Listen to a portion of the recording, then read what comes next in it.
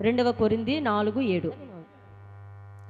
అయినను ఆ బలాధిక్యము మా మూలమైనది కాక దేవునిదై ఉండినట్లు మట్టి ఘటములలో ఈ ఐశ్వర్యము మాకు కలదు. దేవునికి స్తోత్రం. ఆ బలాధిక్యము మా మూలమైనది కాక అంటే మనలో ఉన్న ప్రాణము, మనలో ఉన్న జీవము, మనము బ్రతుకుతున్నామంటే అది మా మూలమైనది కాదు. మా బలాధిక్యత అంటే మా బలము బట్టి, మా ఆధిక్యతను బట్టి, లేకపోతే మా ధనమును బట్టి, మాకున్న బంధువర్గాలను బట్టి కాదు. కానీ ఎవరిని బట్టి అంటది? దేవునిదై ఉండినట్లు. దేవునికి స్తోత్రం. ఎవరిదైనట్లు? ఎవరిదైనట్లు? ఈ జీవము ఎవరిది?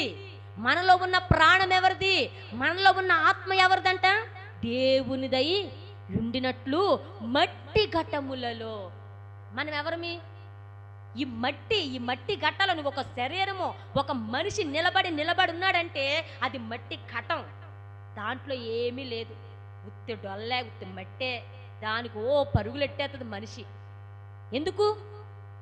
పుట్టుక్కు మన ప్రాణం పోతే మట్టికి ఏమీ లేదు. మట్టి ఘటములలో ఏం నింపాడంట దేవుడమ్మా? ఈ ఐశ్వర్యము మాకు. ఏ ఐశ్వర్యము? ఏ ఐశ్వర్యము? డబ్బా, బంగారమా, ఇల్లా, చుట్టాల, బంధువుల? ఎవరం? ఏ ఐశ్వర్యము? ప్రాణమని, ఆత్మని, జీవాత్మని ఐశ్వర్యము ఎవరికి కలదంట? మనకి కలదు. ప్రతి ఒక్కరికి కలదు. దాని యందు అతిశయపడాలి మనం, దాని యందు గర్వించాలా. అందుకే దావీదు గారు ఏం చెప్తున్నారు? ఫస్ట్ మాట, అయ్యా మన్ను నిన్ను స్తుతిస్తుంది ఎక్కడైనా. అయ్యా ఇదిగో నువ్వు సృజించిన మనిషి ఎక్కడైనా నిన్ను స్తుతిస్తుందా? కానీ ఆ మట్టి ఘట్టములలో నీ యొక్క ఐశ్వర్యముతో నింపావు కాబట్టే కదా ప్రభా నిన్ను స్తుతించగలుగుతున్నాము, నిన్ను మేము మహిమపరచగలుగుతున్నాం, నిన్ను ప్రార్థించగలుగుతున్నాం, నీ సన్నిధికి రాగలుగుతున్నాం, నీకు మొర్ర పెట్టుకోగలుగుతున్నాం. ఇది మా బలాధిక్యతను బట్టి కాదు, కేవలము దేవునిదై ఉండినట్టు.